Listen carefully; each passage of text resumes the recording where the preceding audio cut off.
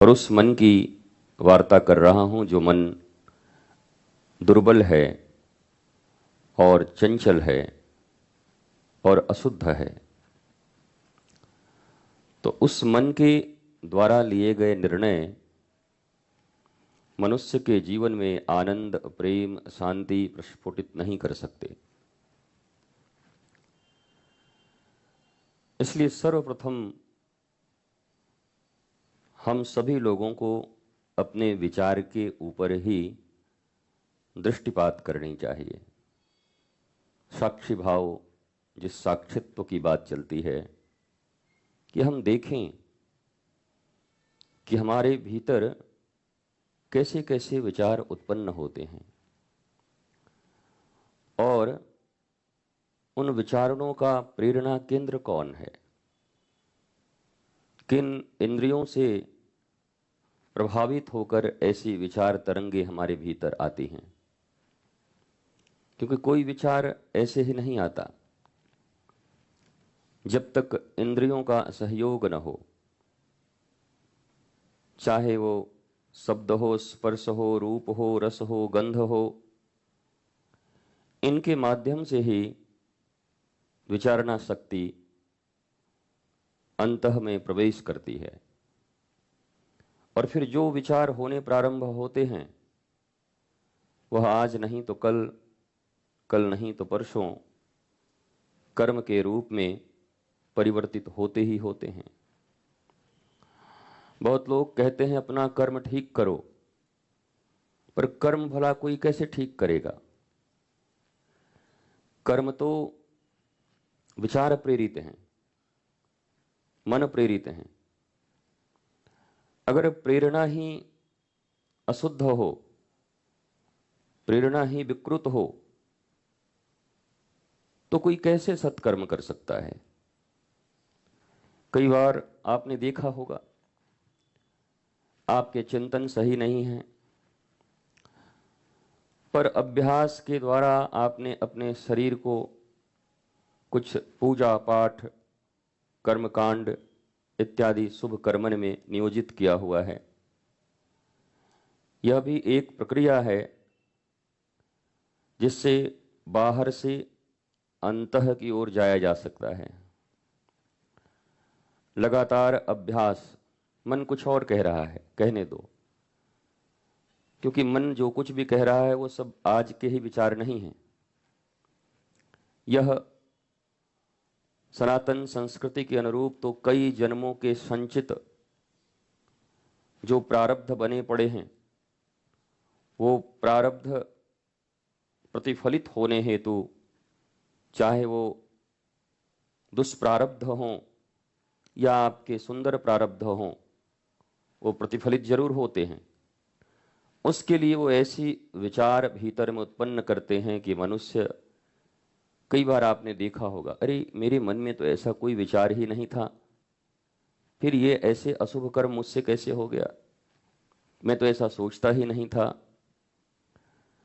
तो इस conscious mind से आपने नहीं सोचा होगा इस समय, लेकिन जो कुछ कभी आपने सोचा है या किया है, उन सब विचारों के और कर्मों के संस्कार आपकी आत्मा पर पड़े हुए हैं और वो पड़े हुए संस्कार आज नहीं तो कल, कल नहीं तो परसों अपना खेल अवश्य दिखाएंगे। इसलिए जो चिंतन हमसे हो चुका है और जो कर्म हमसे हो चुके हैं, उनके पीछे जाकर उनके शोधन का तो कोई तरीका हमारे पास नहीं है, और वो होए भी तो बहुत कठिनाई है, और सब केवल बातों की बातें हैं। आपसे क्या होगा? आपसे वर्तमान नहीं सुधरता अपना, और आप कई जन्मों के अपने आत्मिक संस्कार को कैसे सुधारोगे? ये संभव नहीं है। तो अगर कुछ बन सकता है तो वर्तमान की अवस्था को ही हम ठीक कर सकते हैं। तो वर्तमान में हमारा चिंतन सही दिशा में हो, वर्तमान समय में हम सत्कर्मों की ओर अपने विचार को बढ़ाते जाएं। निरंतर इन इंद्रियों से प्रभावित होकर के कोई ऐसे विचार आते हैं तो आपके जीवन में तो बहुत सारे उपाय हैं। आप जिसको चाहो एक्सेप्ट करो, उसको चाहो रिजेक्ट करो, तो दुनिया में रोज ही करते हो आप। मन के लायक आदमी आया, अरे रे रे रे रे आइए आइए, मन के लायक आया, पापा घर में नहीं है। ये तो रोज ही करते हो। कोई नया सिखाना तो थोड़ी है इसको कि कोई सिखा दें कि भाई बड़ी नई बात आपने तो बता दी, कैसे हम इनकार करें। घंटे में 10 बार करते हो। जहां स्वीकार करना है स्वीकार कर लेते हो, जहां अस्वीकार करना है अस्वीकार कर लेते हो। तो ऐसे ही विचारों को स्वीकार और अस्वीकार करना सीखो। विचार नहीं आएंगे ऐसा नहीं हो सकता। कई लोग इसी में, गुरुजी निर्विचार की अवस्था कब आएगी? वही जब 4 लोग कंधे पे लेके जाएंगे तब आएगी, तब हमको तो पता नहीं है कब आएगी। इस चक्कर में मत पड़ो, निर्विचारता के चक्कर में। ये शब्द बहुत अच्छे हैं, ये शब्दों ऐसा नहीं कि होते नहीं होंगे, पर भाई अब ये भी तो देख लेंगे ना कि खली और राजपाल यादव में अगर कुश्ती हो तो जीतेगा कौन? सिनेमा में हो तो हो सकता है राजपाल यादव जीत भी जाए, लेकिन सचमुच में तो उठा के खली पटक देगा राजपाल यादव को।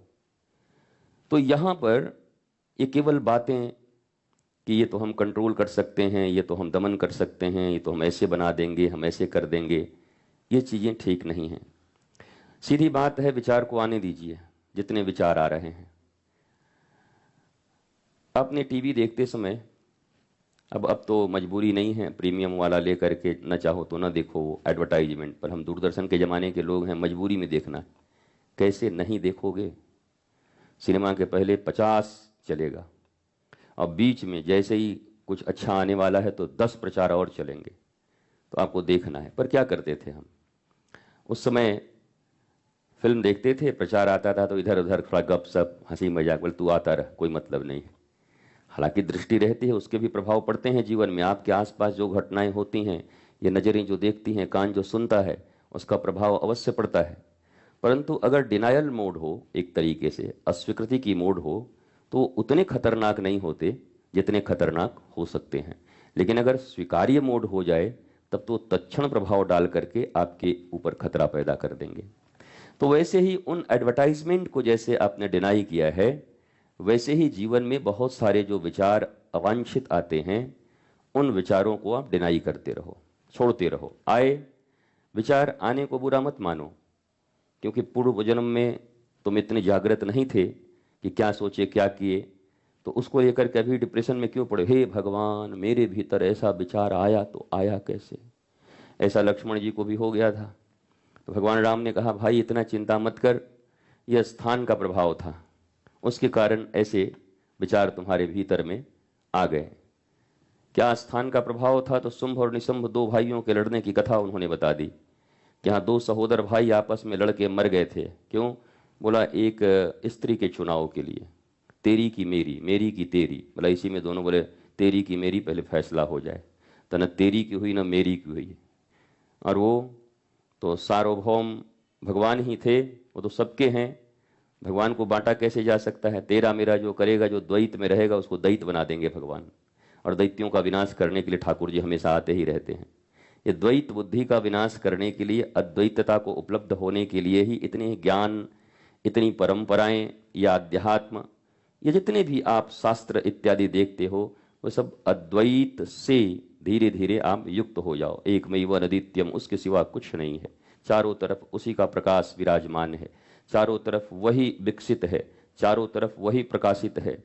और ये देख करके धीरे धीरे समत्व बोध, समत्व बुद्धि आपके भीतर में स्थापित होती है। तो उन विचारों का डिनायल शुरू करिए, धीरे धीरे धीरे धीरे धीरे धीरे धीरे धीरे, छोड़िए उसको, छोड़िए उसको, छोड़िए। तो आप देखेंगे बहुत दिनों तक जो रिजेक्शन प्राप्त करता रहता है, उसके बाद लोग भी अपना जगह देखते हैं।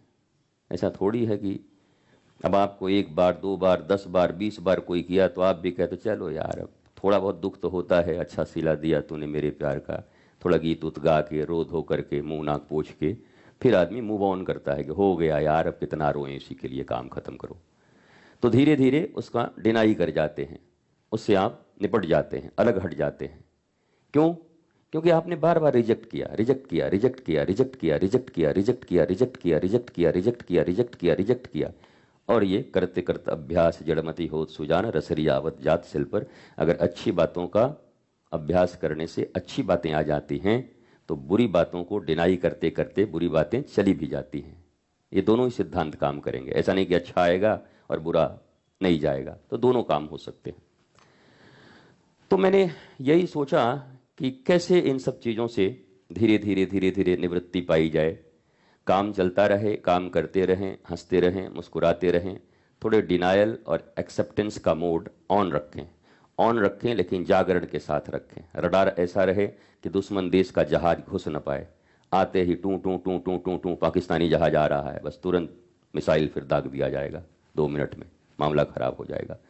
इसलिए अपने रडार को जागृत रखें। बोला ये रडार क्या है गुरुजी? बोला यही है सत्संग और नाम। सत्संग का श्रवण और भगवान नाम जो आपको प्राप्त हुआ है उसका जप, अहरनिश जप चलता रहे। यहां जप काम करता है। और जब जपा जाते हैं वो तो बड़ा गड़बड़ है। जप जप जप जप बोला जग जगा आ गए, जप जपा गए चुपचाप, कुछ कर ही नहीं रहे हैं, गड़बड़ हो गए। अहरनिश सत्संग भी जरूरी है। सत्संग में सुने गए शब्दों का विचारना जरूरी है, चिंतन जरूरी है।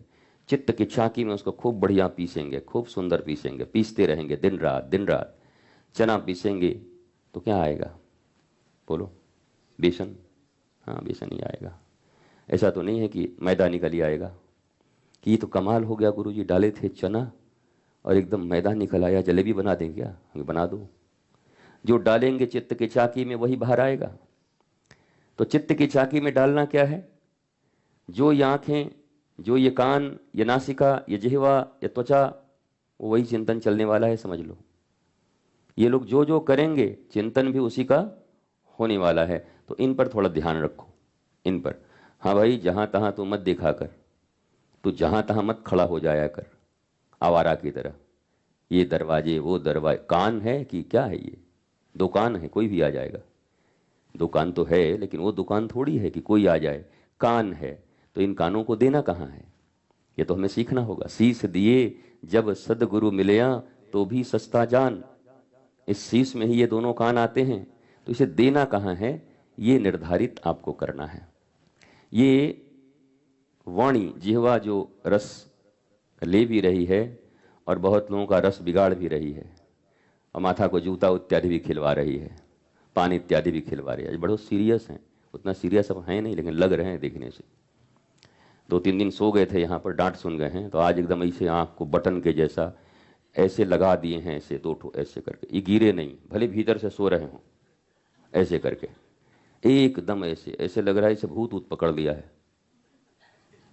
एक बार पलक भी गिराइए, नहीं तो हमको शंका हो जाएगा, तुरंत भेजना पड़ेगा एम्बुलेंस बुलवा के कि आदमी गया क्या कार्तिक महीना में। तो ये डिनायल का मोड और एक्सेप्टेंस का मोड ऐसा चलता रहना चाहिए। जो अवांछित चीजें हैं उसको डिनाई करिए। संसार बदलने का प्रयत्न मत करिए, संसार नहीं बदलने वाला है। ये कलयुग है, ये समाज कब बदले? यहाँ कुछ नहीं बदलेगा, यहाँ सब ऐसे ही चलेंगे। अभी तो बहुत कुछ बदलने वाला है। अब ना निकलोगे इधर से, जिसके घर में मरा हुआ डिस्को चलने वाला है, तब क्या करो? हे भगवान, ये क्या चल रहा है बताओ। तो यहाँ आदमी मर गया, डिस्को चला रहे हैं। और शादी में दुखी संगीत चलेंगे कि हम फंस गए, बर्बाद हो गए, बाकी जिंदगी मेरा खत्म हो गया। ये सब संभावनाएं हैं, आगे हो सकती हैं। तो यहाँ कुछ भी होगा, आपको क्या एक्सेप्ट करना है और क्या नहीं करना है, it's totally depend upon you. यह आपके ऊपर निर्भर है। आप स्वीकार करिए। आप यहाँ पर आए हैं, मैं आपके साथ बैठा हूँ, सत्संग चल रहा है, मेरी मर्जी हो, हमको कोई जबरदस्ती थोड़ी पकड़ लेगा। दंदन आए अंदर, ऐसे हाथ हिलाते हुए चले जाएंगे। आप क्या कहेंगे? गुरुजी टिकट कटाए हैं, कैसे नहीं करिएगा? यहाँ तो कोई टिकट कटाया नहीं, इसलिए टिकट वाला धंधा यहाँ में रखा नहीं हूँ। भाई टिकट कटा करके लोग बैठेंगे, हमारा मन न हो किसी दिन तो कहेंगे कैसे हैं, बालकनी का टिकट कटवाए हैं, बैठा चुपचाप कथा करा, बोलना पड़ेगा। वो धंधा तो है नहीं। तो यहाँ हमने एक्सेप्ट किया कि मुझे ये कहना है।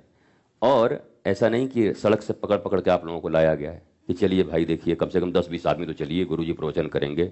नहीं हम नहीं जाएंगे। अरे समोसा खाइए, आइए भाई। नहीं हम नहीं जाएंगे। अरे 100 रुपया लीजिए, चलिए। तो कैसी बातें करते हैं, कुछ लिए। अरे चलिए, अरे नौकरी लग जाएगा, चलिए। तो ऐसा तो नहीं है। आप भी आके मन से यहाँ पर बैठे हैं, 10-20 लोग बैठे, 50 लोग बैठे कि 100 लोग बैठे कि 500 बैठे कि 1000 बैठे, कोई फर्क नहीं है। लेकिन एक्सेप्टेंस आपका भी है। आपने सुनना स्वीकार किया, एक्सेप्टेंस यहाँ भी है, हमने कहना स्वीकार किया। 2 बातें घट गई हैं, अब और भी घटें कि जो हमारे जीवन को और सुंदर बना सकती हैं, वो बातें हम धीरे धीरे और एक्सेप्ट करते जाएं, अपने भीतर में लेते जाएं, लेते जाएं, लेते जाएं, लेते जाएं, लेते जाएं। ज़्यादातर लोग जीवन में धार्मिक होते हुए भी अच्छे क्यों नहीं होते, सुधरते क्यों नहीं? आपको पता है, क्योंकि वो धर्म को एक रिचुअल समझते हैं केवल। धर्म माने कुछ ऐसी चीज़ें हैं जिसका हमने पालन कर दिया, ये छू लिया, ये पकड़ लिया, ये हटा दिया, ये देख लिया, ये कर दिया, वैसे कर, चलनी से देख लिया, चांद देख लिया, सोचे हो गया। चलनी से चांद देखने के बाद भी पति लोगों का चांद बचता है? बताओ कैसा है कि चलनी से चांद देख लिए तो पति का चांद एकदम अब चकचका गया, और रोज फिर पता नहीं उस चांद पर क्या होते हैं। तो चलनी और चांद का क्या रिश्ता है वो आप समझिए। वो चलनी चांद ठीक है, उसके भीतर उसके पीछे क्या क्या तथ्य हैं, उन तथ्यों को जानने का प्रयत्न करें। कोई भी रिचुअल्स है, हमारे बच्चे आजकल नहीं मानते, हम ये नहीं करेंगे, हम वो नहीं करेंगे, इसका मतलब क्या, ये बेकार चीज़ है। तो चूंकि हम भी नहीं जानते, बच्चों को भी नहीं बता पाते, तो क्या करते हैं, जब तुम बात सुनोगे कि नहीं, बताएं भी हम, बताओ कहाँ गुंडई पे उतर गए। उस बच्चे को बताना था कि इसको करने से क्या होता है, आइए बैठिए, आपकी इच्छा नहीं है आइए मत करिए, आज मैं आपको बताता हूं कि ये क्यों करते हैं। अगर बच्चे के हित में वो बात होगी, बच्चा को टॉफी देने के लिए 5 मिनट कोई एंगेज कर ले, बच्चा चुपचाप बैठा रहता है, उसको पता है मिलेगा, 5 मिनट बाद मिले लेकिन मिलेगा। बच्चे तो छोड़िए, आप पशु इत्यादि भी देखते होंगे, आपने देखा है जब आप कोई स्वान, कुकुर, तो अब तो रील्स में आपने देखा होगा कि कुकुर आ गए, बैठ जाओ। हमने आज तक, अब इतना उसको पता है, कई दिनों का अभ्यास है, आके ऐसे ऐसे ऐसे सामने कटोरा भी रख दिया, भोजन भी रख दिया, उसके बाद उधर देख रहा, उसका इशारा है कि जब इशारा होगा सबको मिल गया, और इशारा होते ऐसा टूटते हैं कि मत पूछो, चट चट चट चट चट चट पूरा खा पी के टन। लेकिन गली में आप ऐसे किसी से करो, गली का जो स्ट्रीट डॉग है उसको रख दो, उसको बताओ नहीं बेटे अनुशासन में रहते हैं, तुम्ही को अनुशासन सिखा देगा तुरंत, यहाँ कोई अनुशासन नहीं है, वो खा लेगा। वो ट्रेंड नहीं है, पर उसको ट्रेंड किया गया है कि भोजन आप ही का है, आप ही को मिलेगा, चिंता। पशु भी समझ जाता है कि नहीं यार ये तो महीनों से देख रहा हूँ, हम ही को देता है, हम ही को खाना है। अब अगर ये मना कर रहा है 2 मिनट बाद खाना है, नहीं मानेंगे तो हो सकता है आज का स्किप हो जाए, आज का भोजन नहीं देगा। तो इतनी बुद्धि पशु के पास भी है, वो चुप रहता है कि 2 मिनट बाद अपने के भी तो खाना है, पता है मेरे को मिल ही जाएगा। बल्कि वो कुत्ता वो इस आदमी को समझता है कि 1 नंबर का कुत्ता है, बताओ हमको मूर्ख समझ रहा है, 2 ही मिनट रुकना है, रुक जाते हैं। कुत्ता भी मुस्कुराता है, रोक ले खाएंगे तो हम ही, हमको सब पता है, कितनी देर तू रोक, तेरी औकात कितनी है मैं सब समझता हूँ, बस 2 मिनट तक अपना अनुशासन दिखा रहा है, दिखा ले। मैं अनुशासन तोड़ करके आज के भोजन से वंचित नहीं होना चाहता। अब बताओ दोनों में जानवर कौन है? हमको तो लगता है ज्यादा चालाक वो है, कह रहा है कि हमारा भोजन चलेगा, चुपचाप सारी बातें मान रहा है। तो ऐसे ही एक बच्चे को, एक मनुष्य को अगर ये बता दिया जाए कि ये रिचुअल्स क्यों फॉलो किए जाते हैं, धर्म की आवश्यकता क्या है, संस्कार संस्कृति हमारे जीवन में जरूरी क्यों है, हमारे ये वैदिक ज्ञान हमें क्या प्रदान कर सकते हैं, ये जो कुछ भी है, अगर धीरे धीरे उनको बताया जाए तो कौन ऐसा व्यक्ति है जो नहीं समझेगा? बताओ, इस दुनिया में ऐसा कोई आदमी है जो पैसे की भाषा ना समझता हो? नहीं, बताइए।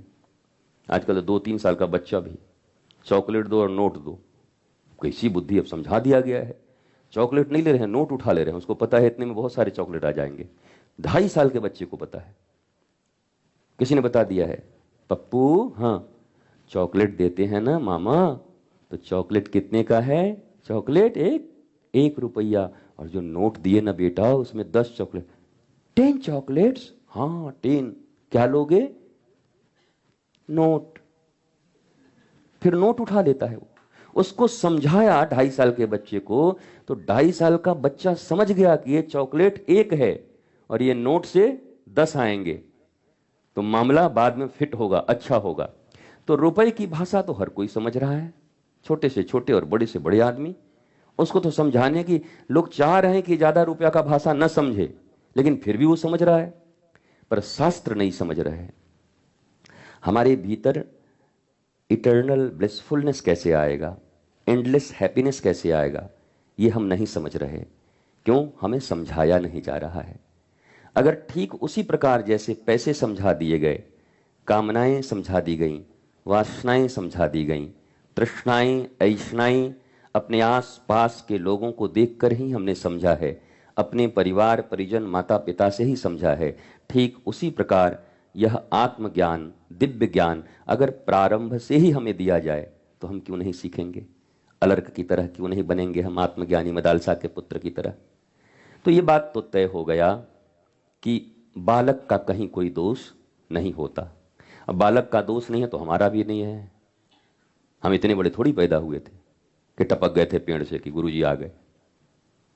हम भी बालक ही थे ना, सभी बालक शिशु के रूप में ही गर्भ में ही थे। तो बालक को सब कुछ समझाया जा सकता था, हमने समझाया नहीं, तो क्या दोष माने फिर बताओ? कोई बच्चा अगर आवारा है तो कितना दोष माने? कोई आदमी वासना तृष्णा ऐष्णा में डूबा है, गालियां देता है, लोगों का नुकसान करता है, तो किसको दोष दें? समाज को दें, माता पिता को दें, परिवार को दें, या उस बालक को दें? ये बड़ा विचारणीय प्रश्न है, क्योंकि वो तो बिल्कुल ही छोटा था। सारी संभावनाएं आपके पास थी कि आप उसे सब कुछ दे सकते थे, बना सकते थे। जब कुत्ते को बना सकते हैं, बतख को बना सकते हैं, सांप पाल सकते हैं, अरे दुनिया में कौन सा वेल को आप देख रहे हैं निकल के, पेंगुइन आकर के क्या नहीं कर रहा, तोता क्या नहीं बोल रहा आपके सिखाने से। तो जो विचारवान सबसे ज्यादा प्राणी है, जो प्राणी विवेक भी प्राप्त कर सकता है, पशु से तो ऊपर है मनुष्य, तो उसे आप क्यों नहीं बना पाए हैं? शेर को ट्रेंड कर दिया आपने, बकरे को ट्रेंड कर दिया आपने, कुत्ते को तो इतना ट्रेंड कर दिया कि मत पूछो, बंदर को कितना ट्रेंड कर दिया आपने। ये अगर रील का जमाना नहीं आता तो हम लोग समझ नहीं पाते कि कुत्ता भी ऐसे कर सकता है। बताओ, कुत्ता नोट पहचानता है, चोरी करता है। एक दिन मैंने आपको दिखाया था या किसी को, वो आदमी ऐसे करके सामान ऐसे करके गिरा के तोड़ दिया, और तोड़ा के मम्मी देखो इसने तोड़ दिया। ठीक बात नहीं है, झूठ, ये सब फालतू मत बोला करो। एकदम लड़ने के लिए तैयार हो गया उससे, और ऐसे करके उससे गड़गड़ाया, मम्मी की तरफ ऐसे करके देखे। कुत्ता को भी इतना ज्ञान है कि ये तोड़ा है, हमको फंसा रहा है। अब बताओ, जब ये कुत्ता इतना समझ सकता है, इतना भावना उसके भीतर में है कि मां को कैसे कन्विंस करना है, हमने नहीं, और ये बेईमान इसी ने तोड़ा है, हमको फंसा रहा है, हम बोल नहीं पा रहे हैं, लेकिन अपनी भाषा में वो समझाने में सफल होता है। और आप इंसान हो, मनुष्य हो, बिगड़े हुए हो, नष्ट हो गए हो, उसके बाद कहते हो कि क्या करूं भाई, कैसे करूं? अब लोग कहेंगे तो हाँ गुरुजी हम भी तो आप ही के पास थे। तो हमारे पास कितने बड़े से थे आप? मां के गर्भ में क्या सीखा आपने? वो मम्मी से पूछना जाके, मुझसे नहीं। गर्भ से आने के बाद माता पिता परिवार जनों ने आपको क्या सिखाया, वो वहां पूछना। यहां थोड़ा नियंत्रण किया जा सकता है, पर यहां भी वो मशीन नहीं है आलू सोना वाला, मैं पहले बता दूं। आए एकदम डला इधर से आलू और सोना होके निकल गया। सत्संग में गए थे, ऐसा नहीं होगा। अभ्यास करने होंगे, जीवन में अभ्यास करने होंगे। अभी तो महात्माओं के पास 2-4 दिन व्यक्ति जाता है तो माता पिता ही घर में कहते, तुम्हारे सत्संग का क्या फायदा है रे? हैं? क्या फायदा है सत्संग में जाने से जब तुम में सुधार ही नहीं है? तो और तुमसे कोई पूछ दे कि ये प्रोडक्शन आया कहां से है, नहीं मम्मी से कोई पूछ दे कि प्रोडक्शन कहां से आया है, ये 9 महीना किसके पेट में था, ये किसका दूध पी के बड़ा हुआ है? तो महापुरुष हैं, मातृदेवो भव। जैसा बनाया पिता का, जैसी मानसिकता थी उस समय, मां ने जिस तरीके से धारण किया गर्भ में, 9 महीने तक तुम्हारा पोषण हुआ, उसके बाद बाहर आने के बाद भी उसको बदलने की चेष्टा नहीं हुई। And you are asking to your guru, your teacher, क्या आप कर रहे हैं? कुछ समझ में नहीं आ रहा। तुम क्या कर रहे थे? मुझे समझ नहीं आया, मैं तो तुमसे पूछ रहा हूं। ये तो प्रोडक्शन करता ही तुम हो, तो जीव था ही नहीं इस जगत में। उस जीव को लाने में तुम्हारा संपूर्ण हाथ है, इतने बड़े से। तो ये रिस्पॉन्सिबिलिटी भी लेने से माता पिता हटते हैं। इतने डरपोक होते हैं लोग दुनिया में। ये रिस्पॉन्सिबिलिटी छाती ठोक के लेना चाहिए कि मेरा है, इसका क्या दोष है? बोल सको तो बोलो कि मेरा क्या, इसका क्या दोष है? इसके पास तो अवसर थे श्रवण कुमार भी बनने के, इसके पास अवसर थे मीरा जना बनने के, पर लगता है हमसे ही चूक हुई है। और लगता क्या है, 100% आपसे ही चूक हुई है कि ये ताड़का और पूतना बन चुकी है और ये रावण और कंस की तरह और दुर्योधन और दुशासन की तरह व्यवहार कर रहा है। ये आपका कार्य है।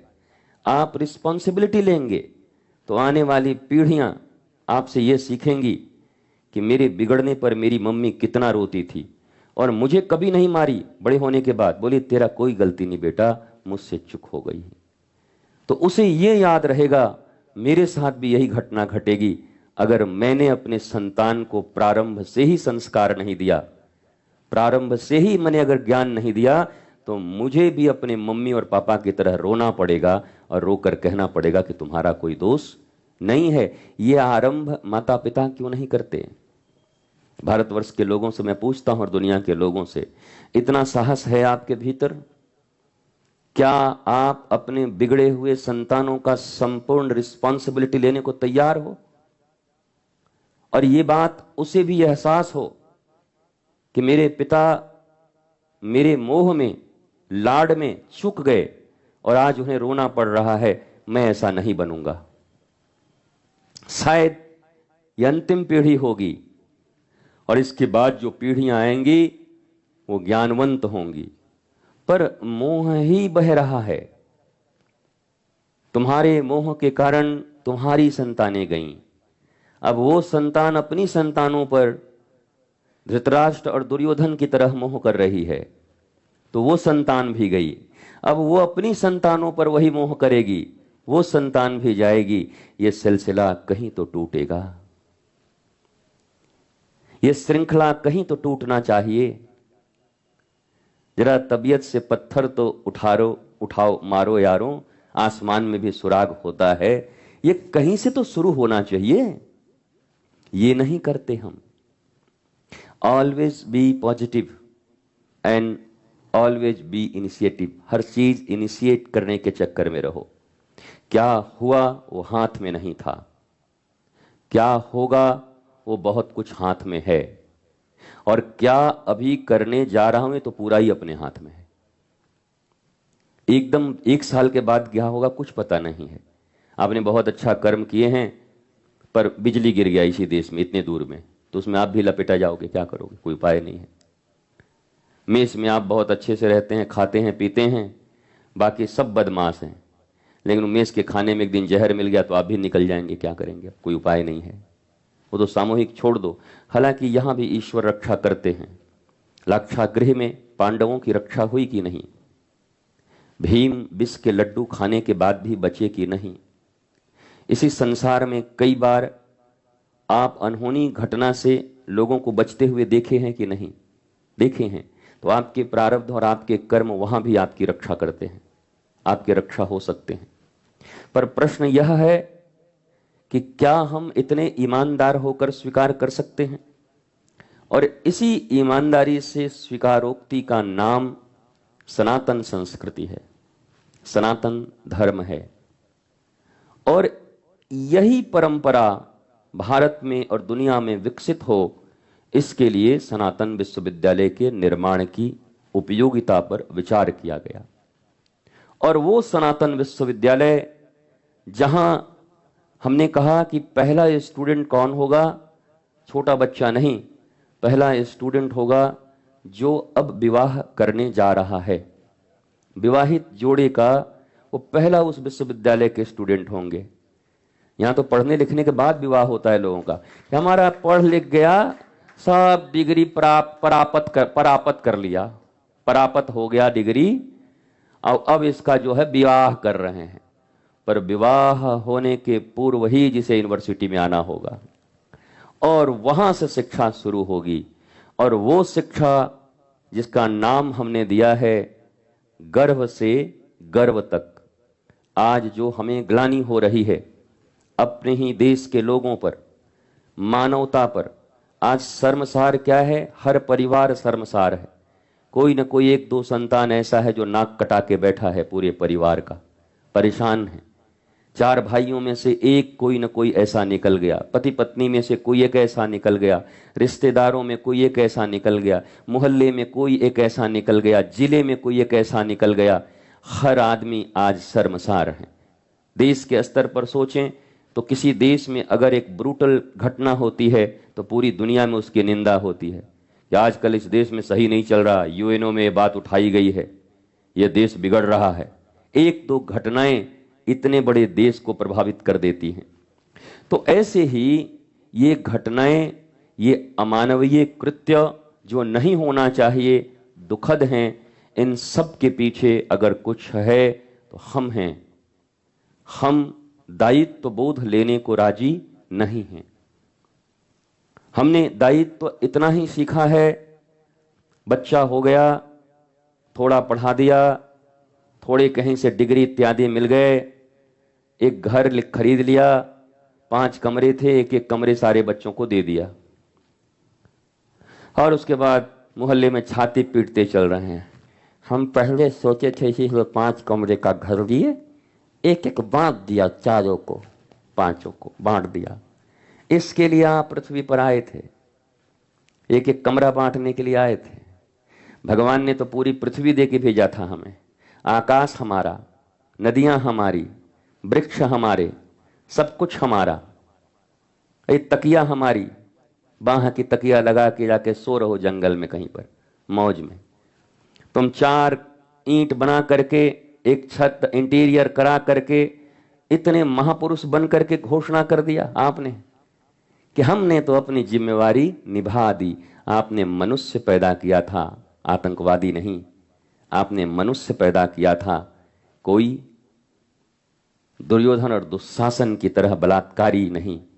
आपने एक मनुष्य पैदा किया था इस पृथ्वी पर, जो सबको प्रसन्नता दे सके, आनंद दे सके, आह्लाद दे सके, जो छोटी सी आयु में भी संपूर्ण गांव को ये सिखाने में उपयुक्त हो कि बाबा इंद्र की तो पूजा कर ही रहे हैं, चलो इस बार गिरिराज जी की कर देते हैं। बाबा गिरिराज जी हम लोगों की कितनी सेवा करते हैं, बाबा यमुना मैया कितनी सेवा करती हैं, जो प्रकृति से जोड़ने की क्षमता रखती हैं, जो गिरिराज जी स्वयं बनकर के पूजित हो रहे हों। स्वयं बनकर के पूजित होने का अर्थ क्या है? एकात्म भाव। जैसे गुरु वंदना में आपने सुना होगा, अखंड मंडलाकारं व्याप्तम येन चराचरम तत्पदम दर्शितम येन तस्मै श्री गुरवे नमः। अखंड मंडलाकारं व्याप्तम येन, चर अचर सब में जो व्याप्त हैं। तो भगवान श्री कृष्ण ने क्या किया? अरे मैं गिरिराज जी मैं नहीं हूं क्या? मैं ही गिरिराज हूं, गिरिराज मैं हूं। उन्होंने इसी बात की तो उद्घोषणा की, आत्म रूप से मैं ही सब में विकसित हूं, उपस्थित हूं। आत्म भाव से सबके भीतर मैं हूं, सब मेरे हैं। हम राम जी के हैं, राम जी हमारे हैं। यही भावना का प्रकाश किया। इस भावना के प्रकाश के कारण सर्वभूतों में आत्मदर्शन जब होने लगता है तो वह व्यक्ति किसके प्रति अन्याय करेगा, किसको दुख देगा, किसे कष्ट देगा। तुम संसार की बात करते, घर परिवार में परेशान है, ये हमको इतना दुख दे रहा है। अरे वो तो प्राणी मात्र को भी दुख नहीं दे सकता।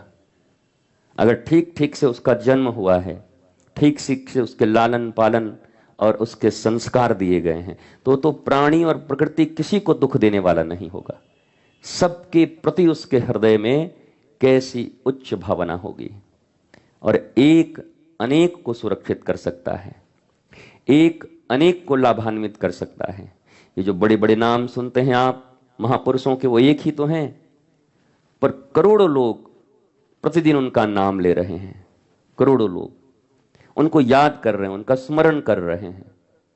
और मरण तो अरबों लोगों का हुआ होगा, पर हमारे परदादा का स्मरण कोई नहीं कर रहा है, उनके पिताजी का स्मरण कोई नहीं। हमको खुद स्मरण नहीं हो पा रहा है कि परदादा के पिताजी का नाम क्या था। और विवेकानंद का नाम रटते चल रहे हैं, ठाकुर रामकृष्ण परमहंस की जय जयकार कर रहे हैं।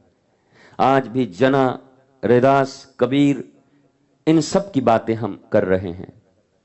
हम उन महापुरुषों की बातें युग युगांतर कालांतर तक करते रहते हैं, पर जिन्होंने हमें जन्म दिया, हमारे पिता, उनके पिता, उनके पिता, उनके पिता, वो हमें याद नहीं है। ये तो बात तो पक्की हो गई कि संस्कार ही अमर हैं। ये बात पक्की हो गई कि ज्ञान ही अमर है, बाकी अमरता कुछ नहीं दे सकता। एक पीढ़ी, दो पीढ़ी, तीन पीढ़ी तक पैसे के जोर से जितना अमर रहना है रह लो, जितनी मूर्तियां बनवानी है बनवा लो पैसे के जोर से, लेकिन वास्तविक अमरता तो ज्ञान में है, आत्मज्ञान में है। अवास्तविक अमरता वही व्यक्ति प्राप्त कर सकता है जिसने सेल्फ रियलाइजेशन कर लिया, मैं कौन हूं, ये जान गया जो, वो अमर हो जाएगा। तो सत्संग में इन बातों की चर्चा कम होती है। सत्संग में कैसी बातें चल रही हैं? कुछ केवल व्यवहारिक बातें। चोरी करना पाप है, भाई तो बचपन से सुनते सुनते मर गए। चोरी करना पाप है और दिन रात चोरी ही करना है जहां मौका मिले। ये केवल बातें नहीं चलती हैं। बातें अभ्यास के साथ अपने संतानों में। तुमने क्या किया? तुमने स्कूलों में एडमिशन करा दिए, पैसे दे दिया, तुमने मजदूरों की तरह पैसे कमा करके और स्कूल वालों को पैसे भर के और अपने बच्चे का एडमिशन देकर तुमने समझ लिया कि मैंने बाप होने का जितना कर्तव्य था वो निभा दिया। तो मजदूर बनकर पैसा कमाना और पैसा दे करके बड़े से स्कूल में एडमिशन कराना, यही कर्तव्य था तुम्हारा। तो फिर ये शास्त्र तुमको पहले देवता और दूसरे देवता क्यों कह रहे थे? मातृदेवो भव और पितृदेवो भव क्यों तुमको बोल रहे थे? तुमने तो दोनों को खारिज कर दिया और तीसरे के पास जाकर पैसे देकर के एडमिशन करा दिया, आचार्य देवो भव।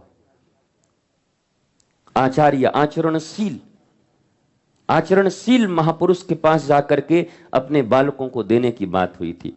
वेयर इज आचरणशील महापुरुष? आचार्य।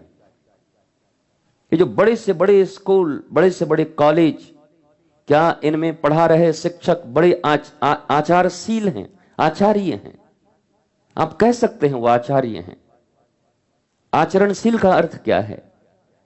जिनके भीतर भगवत्ता हो, जिनके भीतर ऐश्वर्य हो, ज्ञान हो, श्री हो। क्या उनके भीतर है? उनके लालन पालन, उनके संस्कार के विषय में आपको ज्ञान है?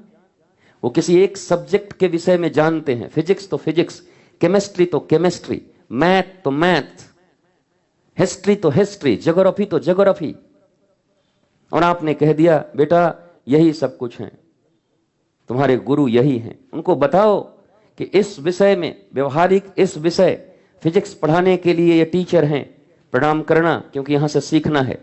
जहां से भी सीखना है उनको नमन करना, ये सनातन संस्कृति है। लेकिन याद रखना, ये बहुत छोटा सा पार्ट है जीवन का। ये फिजिक्स, ये केमिस्ट्री, ये टेक्नोलॉजीज, ये बहुत छोटा पार्ट है। टेक्नोलॉजी रावण के पास थोड़ी कम थी, टेक्नोलॉजी कर्ण के पास थोड़ी कम था। एकाग्नि बाण रखा हुआ था कि अर्जुन का मामला साफ करूंगा इसी से। मिसाइल तय था, गाइडेड मिसाइल।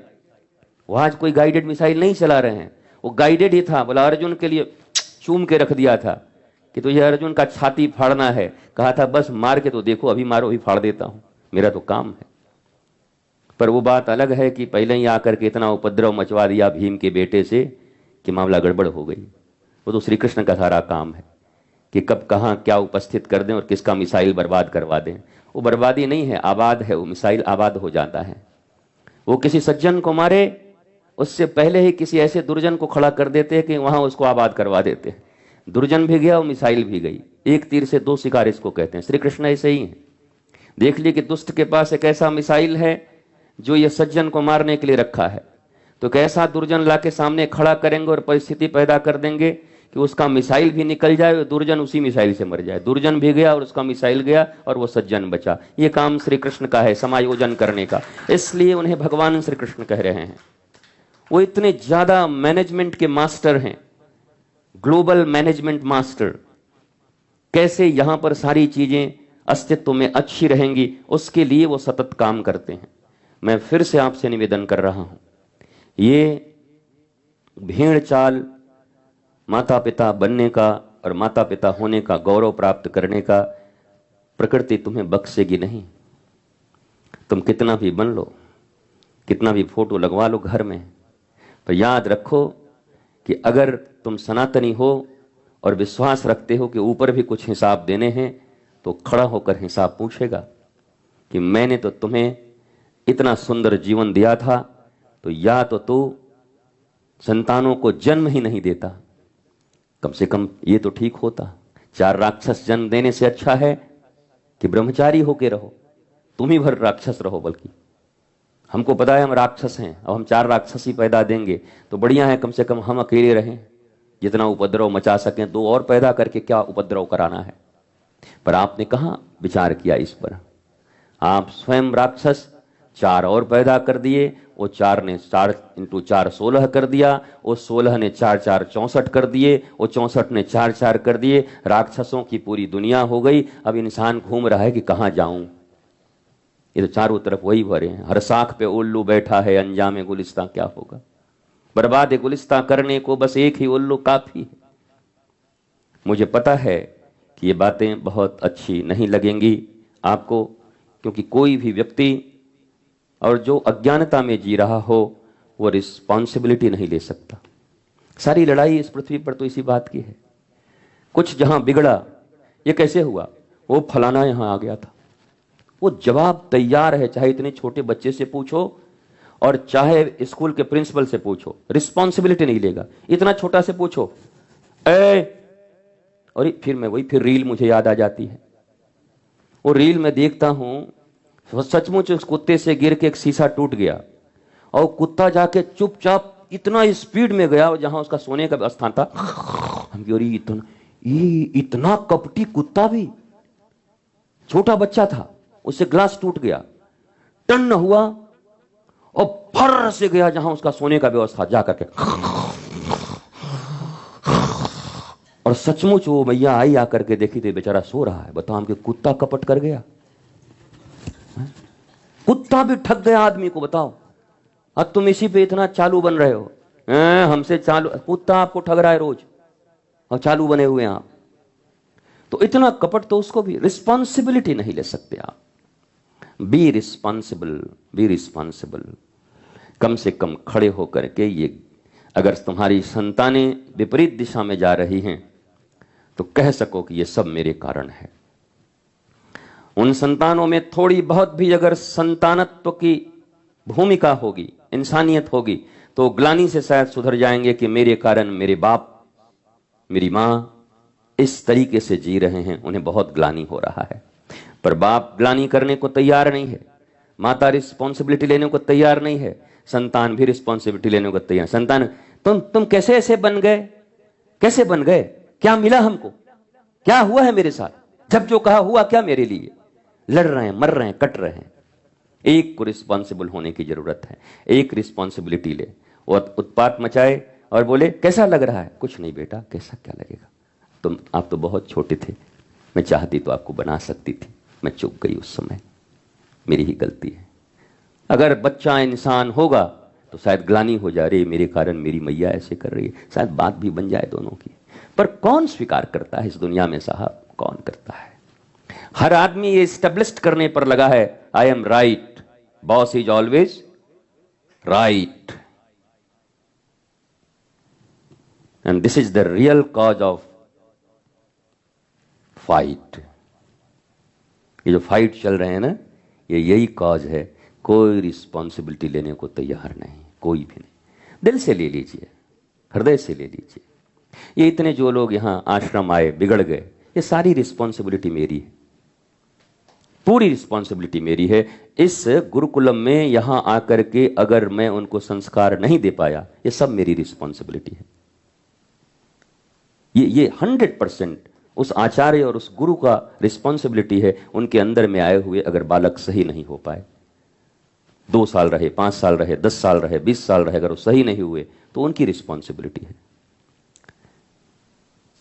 और आप भी ऐसे ही अपने बच्चों के लिए रिस्पॉन्सिबिलिटी लिया करिए, और ये लेंगे तो इन पीढ़ियों का मंगल हो जाएगा। इन 2 लोगों के अभिमान में ये जो नई नई कलियां हैं, जो फूल बनने वाले हैं, ये नष्ट हो रहे हैं। फूल बनने से पहले ही ये बिखर जाएंगे। इन्हीं 2 लोगों को, उधर मातृ, पितृ और आचार्य, इन 3 लोगों को रिस्पॉन्सिबिलिटी लेनी है कि मुझ में ही कुछ गड़बड़ी रह गई, तो ये आने वाली पीढ़ियां शायद अच्छी बन ही जाएंगी, ये अच्छे से फूल की तरह विकसित हो जाएंगे। यही करना है, और ये करेंगे तो सत्संग श्रवण का जीवन में लाभ होगा। और सत्संग इत्यादि सब ठीक है, थोड़े बहुत रस की चर्चा होनी चाहिए, हर प्रकार के रस सत्संग में मिश्रित होने चाहिए, लेकिन बस सत्संग का अर्थ केवल यह नहीं होता आए और थोड़ा सा अफीम खिला दिया आपको 10 मिनट के लिए, अरे उछा पटक उठा ऐसे ऐसे लाल, उसके बाद कहाँ गए बाहर निकल के, हमारा चप्पल कहाँ गया, अरे यहाँ बड़ा चोरी होता है भाई, ये वृंदावन है, तो ये करके क्या मामला है, क्या मतलब है। ये अफीम खिलाने के लिए यहाँ थोड़ी लाया गया आपको, ये 10 मिनट के लिए कोई भांग की गोली खिलाने के लिए थोड़ी ये सत्संग चल रही है कि तुम आए और 10-20 मिनट के लिए भांग की गोली तुमको खिला दिया और उसके बाद तुम भांग खाकर, भांग खाने के बाद किसको बुरा लगता है, वो तो कैसा भी आदमी हंसते रहता है, भांग खिला तो जो सुर पड़ जाए वही करते रहता है वो आदमी। तो सत्संग भी अगर भांग की गोली है आधे 1 घंटे के लिए, तो फिर आदमी जाएगा कहां।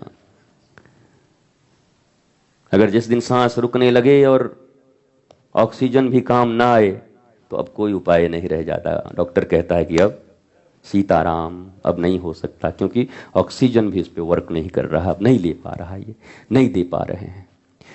तो ये स्थान भी अगर भांग की तरह सुलाने के हो गए, कुछ देर नचाने के हो गए, कुछ देर ऐसे ऐसे करने के हो गए, तो फिर जीवन कहाँ बचेगी, संस्कार कहाँ बचेंगे, ये राष्ट्र कैसे बचेगा। और ये राष्ट्र जो विश्व गुरुत्व की उद्घोषणा करने वाला है, ये न बचा तो सनातन सभ्यता वसुधैव कुटुंबकम, सारी दुनिया और प्राणी मात्र में सद्भावना की परिकल्पना करने वाला संस्कार, सनातन संस्कार का फिर क्या होगा, जो प्राणियों में भी सद्भावना ढूंढ रहा है, जो विश्व का कल्याण का स्वप्न देख रहा है, उस संस्कृति का क्या होगा, उस सनातन का क्या होगा। ये सनातन भी अगर हमने ऐसा बना दिया, लेबल सनातन का लगा दिया और काम नश्वर का शुरू हो गया, केवल नश्वर बचाओ जो नाश होने वाला है, तो ये मामला खराब हो जाएगा। इसलिए फिर से कहता हूं, विरोध एक ही आदमी से रखना है इस पृथ्वी पर। किससे? बोलो। जिसने ग्लो साइन बोर्ड सत्य का लगा रखा हो पर मामला असत्य का चल रहा हो, इस दुनिया में नफरत करने के लायक बस एक ही आदमी है, उससे सावधान रहना। ये सत्संग, ये कथाएं, ये बड़े बड़े आयोजन भी अगर मनुष्य के भीतर चेतना और बोध उत्पन्न न कर सकें, तो फिर थोड़ा शंका होता है, संदेह होता है कि अब मनुष्य कहां जाएगा। ये अंतिम जगह थी जहां से मनुष्य चेतना संपन्न हो सकता था। अंतिम द्वार गुरुद्वार, अंतिम द्वार आचार्य के शरणापन्न होना, शास्त्रों के शरण में आना।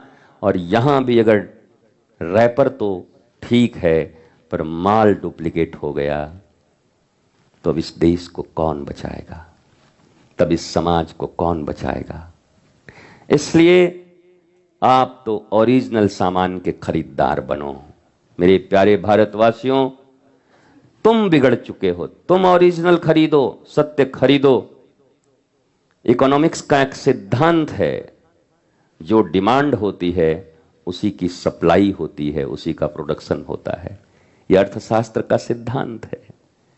जिसका डिमांड होगा मार्केट में, वही चीजें बननी शुरू हो जाएंगी और उसी की सप्लाई आएगी। जो बिकता ही नहीं उसको कौन देगा, बोले मारे ये आउटडेट है, माल उठाओ अपना दुकान से, नहीं चलता। चलो ये वाला आया है, देखो 32 पीस आया था, वो तो बिक गया, अब 1032 का ऑर्डर अभी पड़ा हुआ है। हाँ बोला गजब माल आया हुआ है, ऐसा माल। डिमांड, तो डिमांड करने वाले तुम हो, तुम्हारी डिमांड गलत है, इसलिए सप्लाई करने वाले भी थोड़े गड़बड़ हो गए हैं। जो मांग रहे हो वही दे रहे हैं। लोग कहते हैं ये द्वार सुधरना चाहिए, मैं कहता हूं सचमुच का प्यासा आना चाहिए। वो जो मांगेगा, मजबूरी होगी इस समाज की, उसको वही सप्लाई करेगा, वही चीजें बनेंगी, वही लोग व्यासपीठ पर बैठेंगे, वही लोग व्यास गादी पर बैठेंगे जो बैठे हुए लोगों में चेतना भर सकें, जो बैठे हुए लोगों में आनंद आह्लाद का कारण ज्ञान भर सकें, उन्हें ज्ञान से जोड़ सकें। तो ये डिमांड तो आप ही को करना होगा। आपकी डिमांड सही नहीं थी। बरसों से भारत चूका है, धर्म प्राण देश है, संस्कृति प्राण देश है, पर चूका भारत, इसकी डिमांड खराब हो गई। अब इसमें भी थोड़ा मैकोले इत्यादि थे, पढ़ाई दिए ऐसे, गुलामी इतने दिन तक हमारी रही, हम भूल गए हमें क्या मांगना चाहिए, और हम मांगते गए और हमें परोसे जाने लगे। और अब संख्या उन्हीं की ज्यादा है, जिसकी जितनी संख्या भारी उसको मिले उतनी हिस्सेदारी का नारा आया ना। तो आज संख्या सत्य की भारी है कि असत्य की भारी है? बोलो, दिल से बोलो। चारों तरफ असत्य दिखाई पड़ता है कि सत्य दिखाई पड़ता है? अज्ञानता नृत्य करते हुए दिखाई पड़ रही भौंडे नाच, या ज्ञान अपने सुर लय ताल में कोई संगीत तरंग छेड़ रहा है? बताओ, भौंडी नृत्य हो रहे हैं। तो ये एक कारण है कि असत्य की पूछ बढ़ी है, असत्य का पूजा बढ़ा है, कुसंस्कार संस्कार के पैकेट में बिक रहे हैं, और ये सब के कारण हम हैं। हम बदलें नहीं, हम गलत हो भी सकते हैं, पर एक चीज तो चाहिए, तो हमको सत्य। इतना तो कह भाई, देखो हम असत्य हैं, हम गड़बड़ हैं, सुधरे नहीं हैं, पर माल तो हमको सत्य चाहिए। इतना अगर संकल्प भारतवासी कर लें तो मुझे पक्का विश्वास है कि व्यासपीठ पर पुनः व्यास भगवान बैठ जाएंगे, और व्यास जी के द्वारा कथा निःसृत होगी। गुरुकुलम में पुनः वही आचार्य और वही गुरु बैठ करके आपको वही सामान प्रस्तुत करने लगेंगे। तो कारण हम हैं, तो निवारण भी हम ही हो सकते हैं। मस्त रहिए, स्वस्थ रहिए। इसी कारण और निवारण के सूत्र को सुलझाने के लिए भारतवर्ष की भूमि पर हजारों एकड़ में बनने वाली सनातन विश्वविद्यालय के बनाने का परिकल्पना जब हमारे मन में आया, तो तब से लेकर आज तक नींद तो आती है, और कभी स्वप्न भी आता तो नहीं, लेकिन आता भी है तो सनातन विश्वविद्यालय का ही आता है, कि इस भूमि पर सनातन विश्वविद्यालय बने, जो वास्तव में सत्य के खरीदारों की संख्या की बढ़ोतरी कर सके, और धीरे धीरे चारों तरफ सत्य, प्रेम, न्याय, करुणा, आनंद, आह्लाद इस भारतवर्ष में दिखाई पड़े। पूरी दुनिया के लोग जो भारत में आकर के ज्ञानार्जन करने के लिए आते थे, पुनः भारत ज्ञान का केंद्र बने, और दुनिया के सारे लोग, भले ही हवाई जहाज कहीं मिल जाए और चीजें कहीं मिल जाएं, लेकिन ऐसी भी बात नहीं थी। भारत को थोड़ा बदनाम किया गया था, भारत को कृषि प्रधान देश कहा गया था। ऐसी बात नहीं कि केवल कृषि की प्रधानता थी, भारत के उन्हीं गांवों के घरों में ऐसी ऐसी चीजें बनती थी। हाँ, बड़े बड़े कल कारखाने नहीं थे, पर हुनरमंद हमारे यहाँ कैसे कैसे लोग थे कि घरों में ही न लगाए। आज एम्स में जैसा ऑपरेशन नहीं होता था, उन घरों में जाकर के हमारे हल वाले कांटे से ऑपरेशन करके कितने लोगों को बचा देते थे महाराज। वो जीवन तो खुद मैंने देखा है, मैं केवल बोलता नहीं, वो जीवन हमने खुद देखे हैं। बड़े से बड़े फोड़े, बड़े से बड़े ये गैंग्रीन जैसे घावों को ऐसे हुनरमंद लोग रहते थे, और आप कहते हैं कुछ नहीं। मैंने उस दिन कहा था, भारत में बनने वाली वो मलमल की साड़ी, जिस साड़ी को एक सिलाई के डब्बे में रखते थे, मैच बॉक्स में, तो क्या हमारा भारत उद्योग प्रधान नहीं था?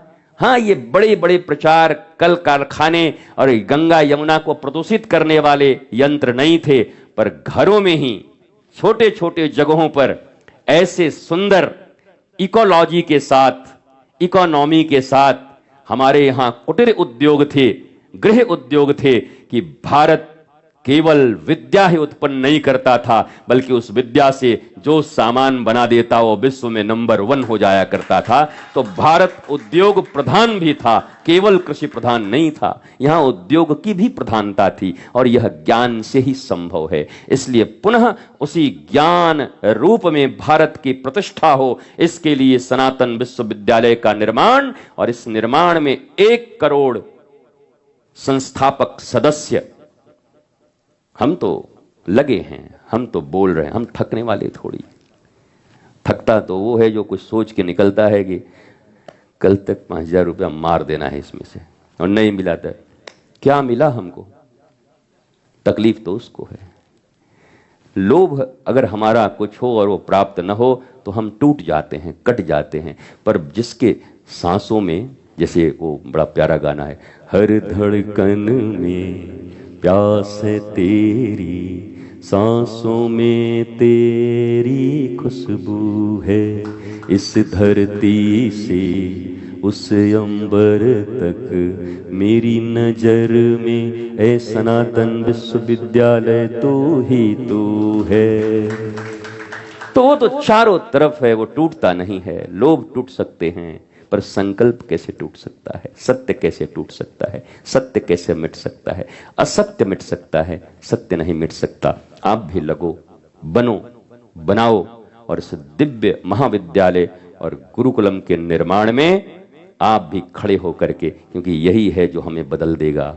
जो 1 घंटे तक मैं बोला, रिस्पॉन्सिबिलिटी का खेल, ज्ञान का खेल, बच्चों के बिगड़ने का कारण, ये यही विश्वविद्यालय और गुरुकुलम है जो भारत में पुनः ज्ञान की गंगा और सरिता प्रवाहित कर देगी। नमन, वंदन, प्रणाम।